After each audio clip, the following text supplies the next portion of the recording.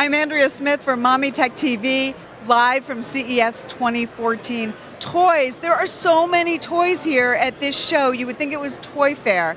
So one of the really cool things is we have Reyne Rice here, CEO of Toy Trends, a toy expert.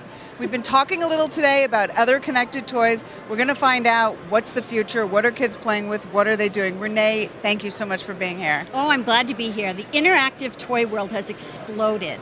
Not all toys have electronics in them, but the ones that do, kids just gravitate towards them. Because they're digital natives. They're digital natives. They love, they're just intuitive. They want to play with them, and they see their, the role. They want to role play what other people are doing. Their siblings, their mom and dad, the celebrities who are playing with devices and different things. So take me through this. Now, we did have Zoomer on this morning. He did pee for us and roll over. But talk to me about the popularity of toys like Zoomer. A chip, a sensor. Interactive. Zoomer is interactive. Now, what I love about Zoomer is he's so fluid. And if your viewers will go back and watch the Mommy Tech TV from this morning, we had a master dog trainer. She knows Zoomer inside and out, has been training him for months. And that's what kids can do too. And what they love about it is that they learn it empowers them. And then they can show off what they know by training their puppy. And it's no mess, no fuss at home. And you can say, Mom, I really want a dog, and get one that you can train and that listens to you. And this is the most fluid robotic puppy I've ever seen. A lot of them are very robotic. This guy moves and he just has so many emotions, and there's emotions in his eyes. Yep, I love it. And I know we talked about him this morning, but I want to make sure everybody can see him. His eyes light up, and if you say, Zoomer, let's play, he gets so excited, and you can see that expression. And he starts panting and moving up and down, and he just... Yep. And now, we go from a robotic dog to a robotic... What? Robot? This is called MIP, and it's the newest innovation from WowWee. Now, they work together with the University of California at San Diego, their coordinated robot lab. So this is actually mechatronics. I'm going to turn him on. Mm-hmm. You know what? You could put this down and I'll hold for you. Okay. I'm going to turn him on. And now he's on. So I'm going to just... It looks like he's on a Segway there. He lights up. He has dual balance wheels. You can see them moving there. And I'm going to move him to a different mode, which will get him to dance. And kids love the dance mode. I'm just going to move Zoomer here. Okay.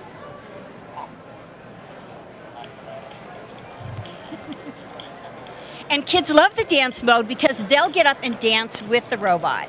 Now, there's 6 different modes. You can also activate it with an iDevice if you want to, but I'm showing you without. It's for kids 8 and up, but kids as young as 2 and 3 have played with this and love it. Now, how do they program him? He's pre-programmed, but they also can program him up to 100 different commands in the different modes. Now, I'm going to put him now in the yellow mode, and this mode is a free play mode. So he'll start moving, and then if you put your hand in front of him, he'll go where? So he has sensors. He has sensors inside. He has an inverted pendulum. That's what MIP stands for, Mobile Inverted Pendulum. Okay. But that's too technical, so we just call him MIP. But I love that he's little, and so you could actually run him around the house and go check on things. Yes, and he actually can hold a tray, and he can actually balance another MIP on his hands and walk around with him. So 6 different modes, different colors. This is exactly the kind of toy that kids just love to mess around with and play and say, what more can it do? What more can it do? Even if they don't know how to read, they can play with it.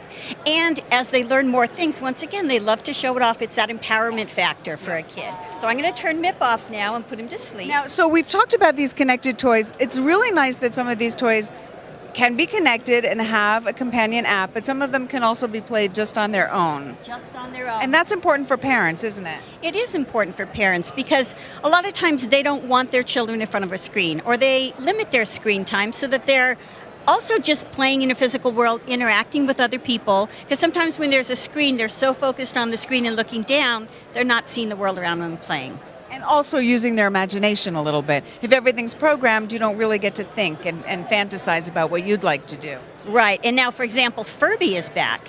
And after 15 years, Furby is back, same format size, but he has twice as many capabilities. So twice as many motors inside, and it also has that app ability. And he's interactive, so kids can actually give him a shower, feed him. It's like the old Tamagotchi almost. Right.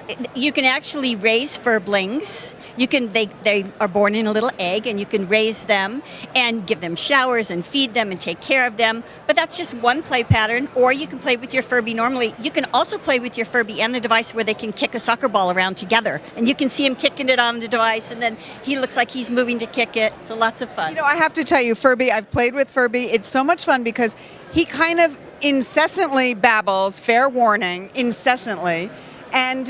But the way that a toddler will babble, he responds to that. It's kind of like having someone always answering. It's like Furbish. It's called Furbish. And the more you speak to him, the more you play with him, the more it sounds like English. But he also could speak French, Russian, or Spanish, depending on what the child is speaking. So Furby is high-tech and very highly educated. Yes. So, you know, one of the things with Furby that I have seen is when I get him talking, and I'm scared to touch him because you can't shut him up. So tell everybody, what is the secret to making Furby stop talking? You have to pull his tail, but you have to hold him from the back and pull his tail a little, give him a couple tugs, and then he'll go back to sleep. Give him a really good tug. And he screams a little bit, doesn't he? Yeah, because he doesn't want to go to sleep, just like a kid. I love it. It's just a play pattern, just like kids. These toys are so fun. You've got the insider scoop here on how to turn Furby off, but he really is fun. We've had toy expert Reyne Rice here with us talking about the latest trends at CES 2014. And I'm Andrea Smith from Mommy Tech TV.